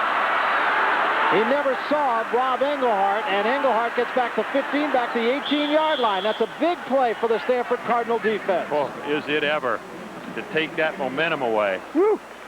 Nice block, too, in front of it. Leroy Holt, as he rolls out to the right. Marinovich cuts down Chris Hawkins, a linebacker, to give him a good field of vision. But then the costly mistake. Marinovich, ironically, rated by Garcia in the conference, #2, but very few interceptions. All right, we'll take a timeout. 2 minutes, 1 second remaining in the half. Cardinal has dodged yet another bullet, but it still trails the USC Trojans. It's SC 10, Stanford nothing, and we'll be back.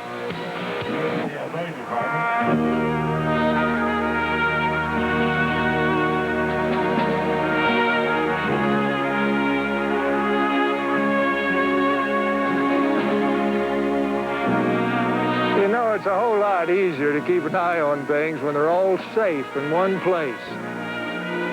Well, that's one of the rewards of choosing Great Western as your financial partner. They can help you with all your money matters, from checking and CDs to Visa cards and home loans, even investment services. You see, the Great Western family has over 100 years of experience and more than $35 billion in assets, so you can feel real safe. Round up your financial affairs and settle down for good at Great Western.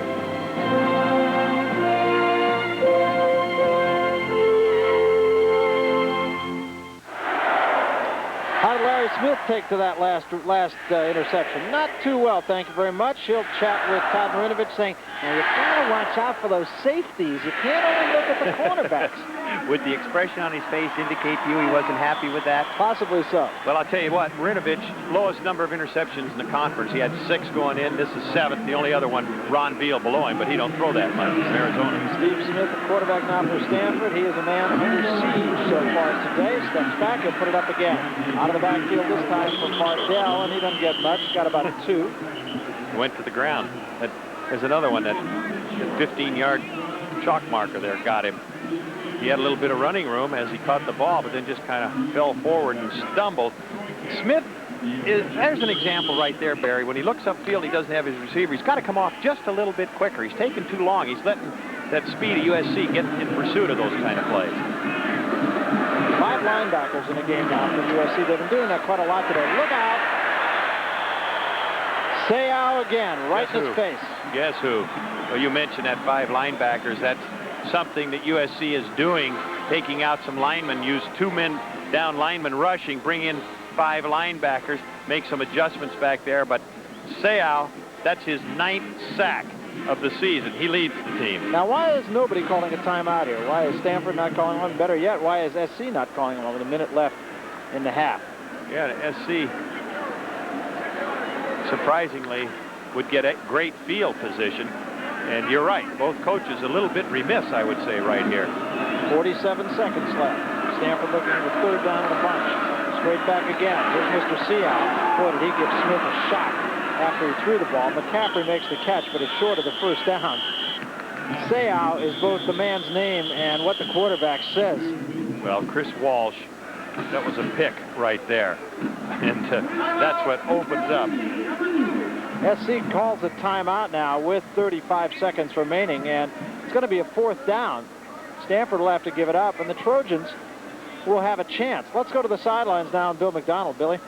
Barry, as we've been mentioning, it's homecoming here at the Coliseum and for USC, and one of the honored alums, one of the old tailbacks, I'm sorry I said old, but in the great tradition, Clarence Davis, who went here to SC, also played for the Oakland Raiders. You followed OJ, and as you said, that's like going into the hole, into the abyss. That was a tough act to follow. Yeah, it was. It was pretty tough.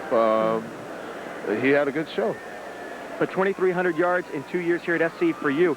I want to ask about Art Shell. You played with him with the Raiders. Is it about time a black finally became a head coach in the National Football League, you think? Well, you know, it's kind of hard to say. Everybody's waiting to see what changes come about, and to just use, say, a black or whatever. The man that's in the position, I think, he has, you know, that pressure on him being a black coach. I just hope he becomes a winning coach. Like Art said, not to bring color into it, but let's just play ball. He was a winner here, Clarence Davis. Let's go back upstairs. Thank you very much, Bill. Clarence Davis, incidentally, we were just talking about him a while ago. What a combination he was here in Los Angeles. You talk about a track and field double. He was the city champion in the 100-yard dash and the shot put in the same season. How do you like that? Great player. And a great guy, by the way. Here's Wallace at the 40, 45. Got to the 46-yard line on the return. 26 seconds left. Clock will stop during the changeover. SC has one timeout remaining. Well, normally speaking, you might think that a couple of quick first downs, they'd be in field goal range, but as you've indicated a couple of times, alluded to Rodriguez not having a particularly strong leg, they're going to have to get upfield pretty good as they're going into their 2-minute drill. And a 2-minute drill can only take 26 seconds. Really? They got to cram it all in a hurry, don't they? They don't have a kicker with a big, strong leg. Actually, they do, but it is not Quinn Rodriguez. It is Runnerstrom, who is the backup kicker. He has the stronger but not as accurate leg. Here's Marinovich. He throws this time on a comebacker. It's incomplete, intended for Scott at the 43-yard line, and there are 20 seconds left.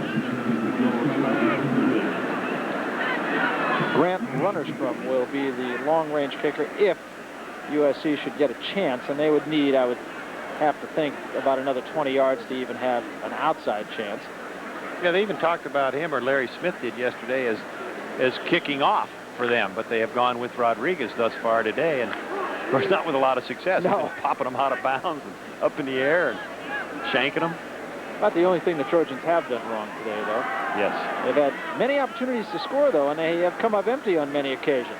Marinovich again over the middle. Nice grab by Scott at the 39-yard line. And again, the clock will stop with 12 seconds left. I'm not sure what SC will do. Will they take their time out here, or will they come to the line of scrimmage and just put it in the ground? I think throw one. Try and get about another 5 or 6 yards on a quick out. The ball is at the 39, so this is a 56-yard field goal from here. Now the clock starts again, and Marinovich going to throw. I thought he might just spike it into the ground. He's going end zone. He's got one man out there. It's Wallace. Jump ball, and the Cardinal has it. It's an interception. Intercepted by Jimmy Klein. It bounced off someone else's hands, and Marinovich has suffered his second interception late in the second quarter, and there's a Stanford Cardinal down in the end zone. 1 second left. Big pile up there on the interception. A lot of collision. Marinovich kind of lofted this up as he ran on the sprint out. Watch him. That isn't his normal throw right there, I'll tell you. He took a little shot just as he was throwing it and took a little of his momentum away. That hurt as far as stepping up and humming that football the way he would exactly like to. Richardson is the injured Cardinal. He's number 8. As you can see, he was in on that play. Might have gotten kicked a little bit, but he is up, and apparently he is okay. Marinovich, meanwhile, took a real shot from Hinckley. He took a helmet that might have even caught a tip of his elbow, and that can be very painful. He went off slowly, but he appears to be okay, and so too is this man, Albert Richardson. There's 1 second left in the half, and this first half will come to an end with the Trojans leading it 10-0, and it probably, so far as Stanford is concerned, could have been a lot worse. It really could have. Stanford has played very well overall defensively in particular. And Smith will try it once again. Steps up now. He can run. He can run the whole field here, but he goes down to one knee at the 32-yard line, and the first half comes to an end. 6 times USC was in a position to score. They added 2 interceptions, 2 missed field goals, a field goal, and a touchdown. It's 10-0. You're watching the Pac-10 Game of the Week.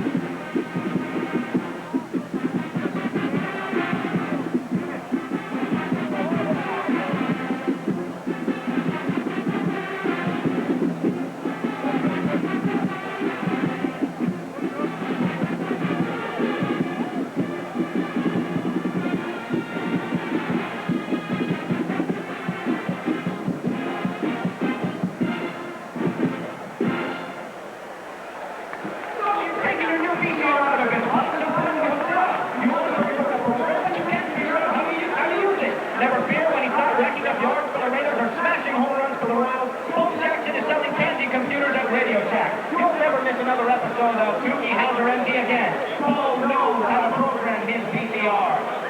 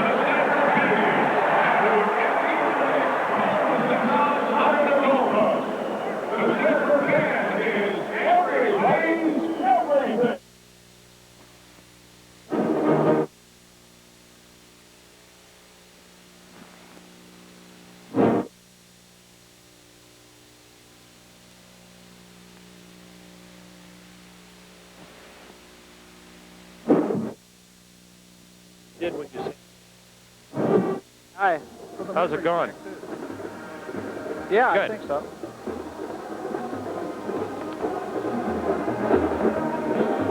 Now, it should be a lot worse, at least for keeping the folks around here. Yeah. Buns on the table, please. Yeah, he just, I don't know what he's doing.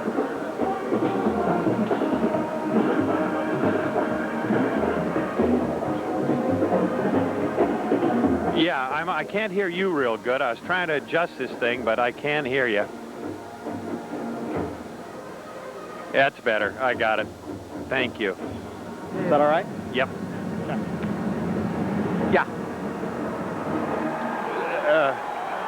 We know Parkinson's going to kick it out, but if we can pick up, I know we can't because he's got a strike to it. I tried to see him from here and I couldn't see. That's why I was on top of Parkinson. I was trying to see the initial block to get him around the corner before the kick out.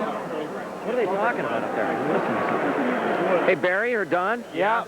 Do you want me to ask Denny anything in particular from you? Yeah, I don't know what you can ask him, you know. Well, you know. All right. I've got a couple things. All right. How are you guys? I mean, you know, he's got to get his defense off the field. You know, that's... If this came off, is that okay if it's behind me like this? Doesn't matter, does it? Nobody sees it anyway. Well, you can ask him the obvious. You got to move the football. They lost their phones here, so stand by. Lost what? They lost their phones. We're getting it back now. Am I close enough to Barry? What? Okay, thanks, Dougie. Good. Should I lean out, or are you coming with a 2? 2 shots perfect. Okay, thank you. 20 seconds. 20.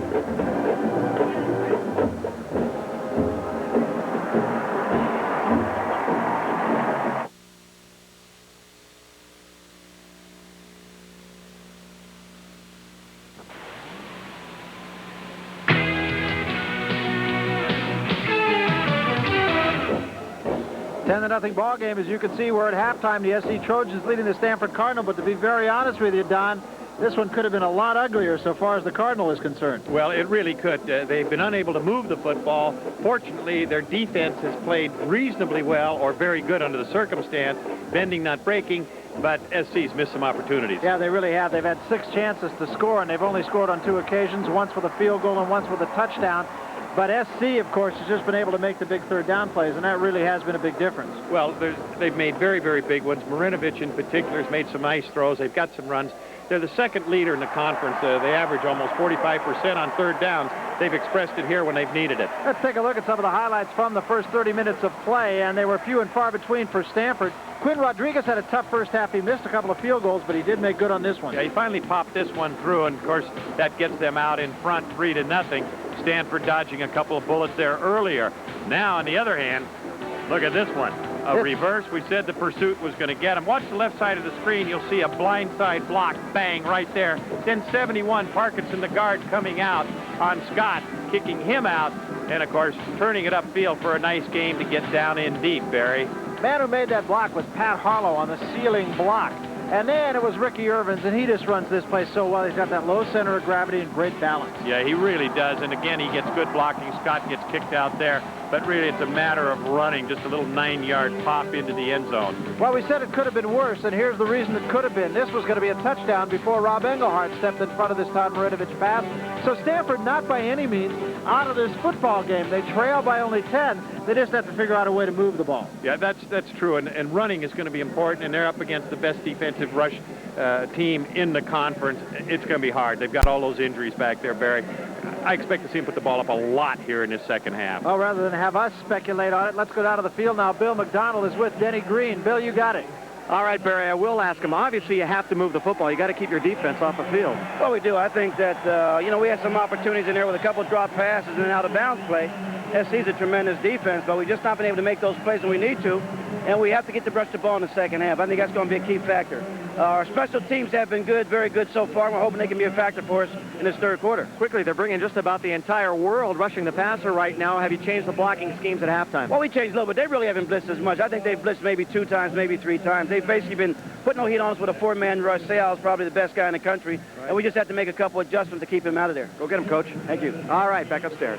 All right, thanks very much, Bill. Well, he certainly hit it on the head, and why wouldn't he? He's the guy that's got to look at Junior Seau all afternoon. Seau made a couple of big sacks, and he was in the backfield all the way. As we mentioned, SC has not been blitzing too much, but they have been moving Seau around, and they have been bringing him from the outside along with the 3-down linemen. Some of the numbers in the first half, well, if you sit up in Palo Alto, these numbers are pretty ugly, aren't they? If you sit in Los Angeles, those are pretty, aren't they? 272 yards of offense in the first half for the Trojans, only 44 yards of offense for Stanford. And as you can see, they only had 3 first downs. SC controlled the football. They had the 95-yard drive for a touchdown. But if there is a bottom line in this football game, it's the fact that Stanford only trails USC by 10 points. Trojans had many, many, many opportunities, 6 to be exact, to add even more points to that total. In this game easily could have been 35-0 rather than 10-0. Yes, it could have it. And one other interesting number there, Barry, and you've expressed through the game the significance of that, of the Stanford defense being out there, and that is time of possession. USC had it almost 20 minutes, Stanford roughly 10 minutes. So they've had a double what the Cardinal has in lieu of their not being able to move that football. And Steve Smith, as you see, warming up, and he's the man who's going to have to get the ball moved on the other sideline. Todd Marinovich has thrown the football perhaps a little bit more than we might have expected he would have. As you can see, he put it up 20 times in the first half. And when we talked to Larry Smith yesterday, he was saying he'd like to have kind of a 60-40 mix between run and pass. And so far, it's been quite the opposite. Yeah, and that's about what they have done for the season between run and pass, Barry. So you are absolutely right there. The other thing is they might have felt that Stanford does not have a good pass rush, so they could take advantage of it. Stanford, on the other hand, a lot of blitzing has forced them into man-to-man, and Marinovich probably is automatic in certain cases. And the kickoff now headed for Travis Hanna, who takes it at the 8-yard line, gets back to 20, 25, showing good speed, trying to get outside the 33-yard line. And I'll tell you what, he got there in a hurry. He did. He got up that field very, very quickly. 25-yard return for Hanna, his first minutes of this 1989 football season for the USC Trojans. He's a flanker, and he hasn't had any snaps from scrimmage, but showed some good speed there as Todd Marinovich takes the field, and they'll have good field position again. As you can see what SC did, they didn't punt the ball. They missed a couple of field goals, and their drives averaged 35 yards. That's a little misleading because they did have a 95-yard drive in the middle of all of that. So they start at the 33, maybe the 34-yard line. They get Durbin's on first down. He doesn't get much. Kevin Tuck getting a lot of minutes defensively for Denny Green, Stanford Cardinal. Another freshman from Cedar Rapids, Iowa. Really. And I tell you, the Stanford defense used their hands very well. Their down linemen played off of the offensive linemen of USC. The linebackers were moving laterally to the play as it started. Looked like they were slanting a little to the wide side of the field. Cut off all the gap areas to make it an execution very well done. Split backs on second down now. Cardinal shows blitz and then backs off. And Marinovich will throw. Now steps up, throws underneath this time to Urban, I believe, was the receiver there. Looked like him. That was Holt, who was the receiver. Jono Tunney and Rob Engelhardt on the stop. That was a good job, Marinovich, finding Holt. Holt has not been real big as a receiver, as Smith says, come on, guys. We want to go upfield with the football. We'll take the short ones if we have to. But Holt, pretty good hands overall for a fullback that normally doesn't get to catch the ball that much. Got 8 yards, and it's third and short now. 2 tight ends out of the I formation. And they give it a hold again. He gets into the secondary and got all the way to the 49-yard line before Kevin Scott put the clamps on him, and it's an easy first down for the USC Trojans. Well, that's what he does best right there. I said pretty good hands. He's caught 15, well, now 16 passes, but right there is what he does best. Tackle to tackle. He averages 5 yards a pop. Nice little hole up front, good blocking, and he jammed it in there. Sporting News rated him the #1 fullback in the United States, and as you can see, SC, which has not run the fullback a great deal over the years, are utilizing him more now than ever. And he's in some good company, moving ahead of Sam Cunningham. This is Ricky Irvins, and he didn't get anything. Sam Van Cunningham. What a player. And how about the way he could jump? He was like Marcus Allen going over the top in those short yardage and goal line situations. Fun to watch. Looked like a high jumper. How about his little brother? He's not doing badly either. Not at all. Yes, little brother. What a player he is. Woo. Ball at the 49-yard line.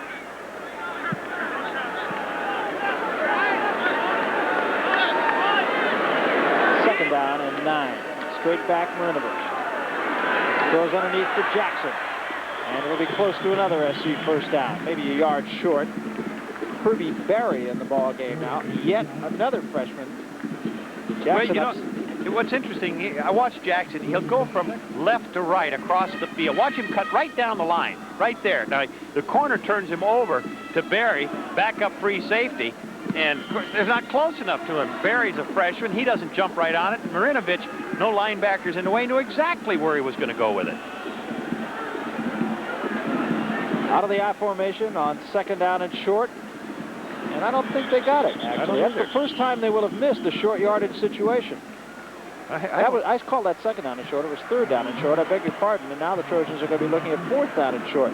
Lester Archambault, who went off injured in the first half, is back and made that stop. It's going to be fourth down here. And Trojans, by all indication, will go for this. Slightly less than a yard. And I was with you. I didn't think they got it either. Not much surge there. Really, the white jerseys got the surge. Tough to stop these guys, though, for less than a yard. Cardinal hasn't done it all day except for that last play. They go out of the I formation again, and this time on a keeper, Marinovich has the first down to the 40-yard line. Interesting call. Now, we've talked before, Barry, that the option is the toughest play to deal with because normally you don't have anybody handle it, but there's Archambault, 72. See that low leverage there? He gets up under the offensive tackle, Bill Schultz, drives him back, his legs up underneath him, arched his back. I mean, that is picture-perfect defensive play. Starting to play a little bit better. He had knee surgery in the offseason, and that really slowed him at the beginning of this year.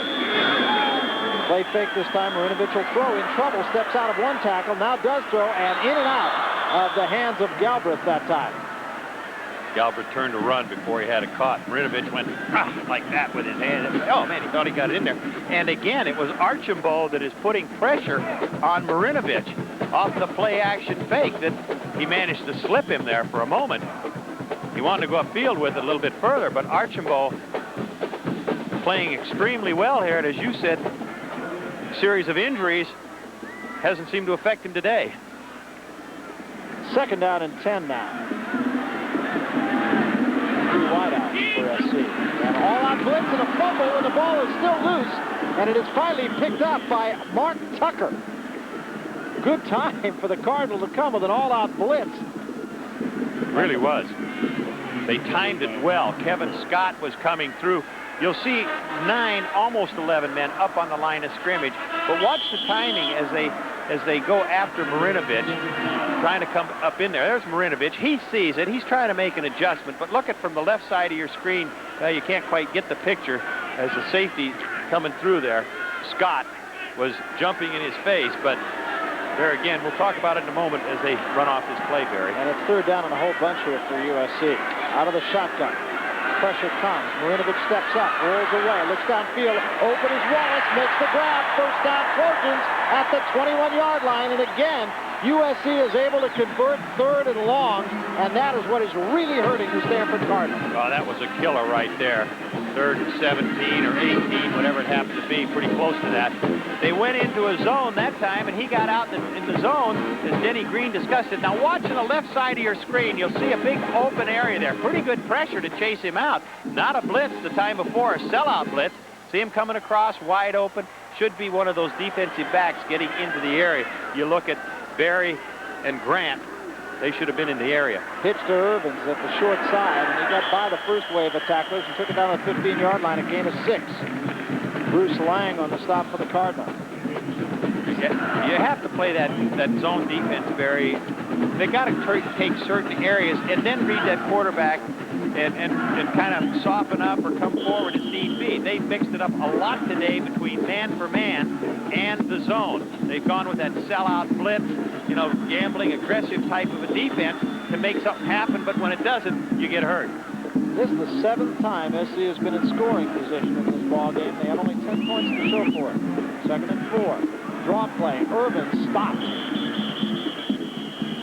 Another blitz. Rob Hinckley again, and Hinckley playing like the All-American he was to have been. Lester Archambault also gets up from under that pile. Well, those are two guys that were very significant, as you say, in that defensive unit as not only performers, but as leaders. And one of them playing hurt in Archambault most of the year, and Hinckley comes limping off. He's been wounded all year. He's got the bad lower back, and they will stretch it out again on the sideline. So he's going to be in and out most of the day, but significantly, he's out right now, and here's another 3rd and long. And here comes the blitz, and it's picked up. And Jackson has it down to the 5-yard line. So again, on 3rd and long, the Trojans make the big play, and that was a big one, and you have to credit the offensive line with picking up that blitz. Yeah, they really did a good job. You'll see right here. And the quick release. Larry Wallace, wide receiver, as you see the throw, he's coming out of the picture, and there's Wallace. Jackson's coming underneath. What Wallace did was he screened Albert Richardson there just for a moment to let Jackson come underneath.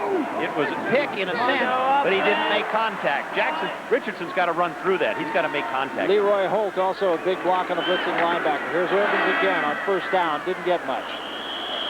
Rob Englehart makes the stop defensively for the Cardinal. Cardinal was able to defend the first 2 snaps, but on 3rd down, SC has made the plays. And you're right, Leroy Holt's block. He has made a number of excellent blocks here this afternoon, be it on the inside picking up a blitz, being on the outside picking up a linebacker, as Hinckley on the sideline trying to stretch that back. I'm sure he's in some significant pain there in the process.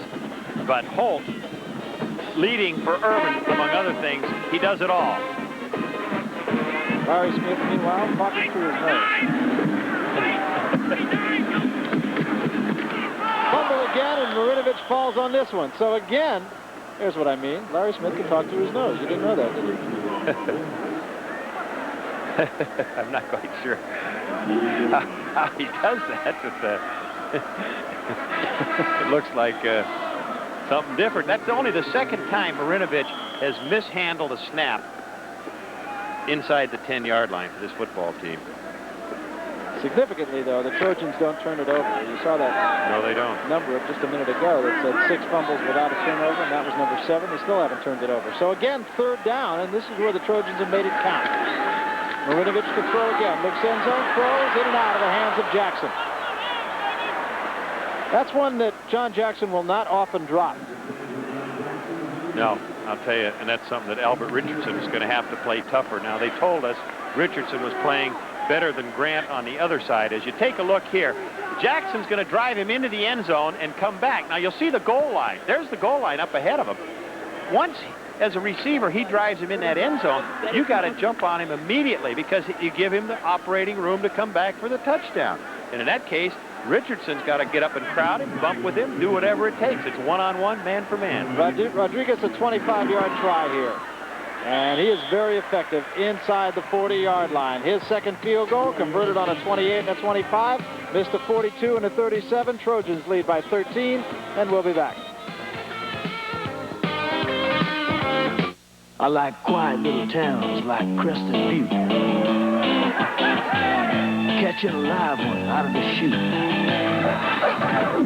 Fireside chats, mountain air, hot dogs, cold Coors beer. It takes a part of this country as cold and clean as the Rockies to brew a beer as pure and natural as Coors. Brew refresh, just like you like it. Have an ice cold Coors with a friend of yours. A Rocky Mountain legend, an American original.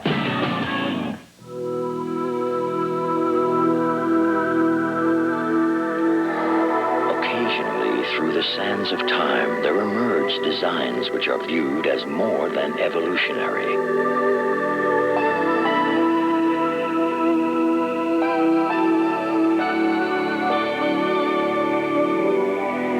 Introducing the revolutionary 1990 Toyota Celica. Well, 8 minutes and 27 seconds used off the clock, and USC leads at 13-0. Stanford hasn't had the ball since Tuesday. Accommodations arranged through Hilton Hotels, now offering double points to Hilton Honors members using the American Express card at participating hotels only at Hilton. Cardinal will try it offensively for the first time. Traveler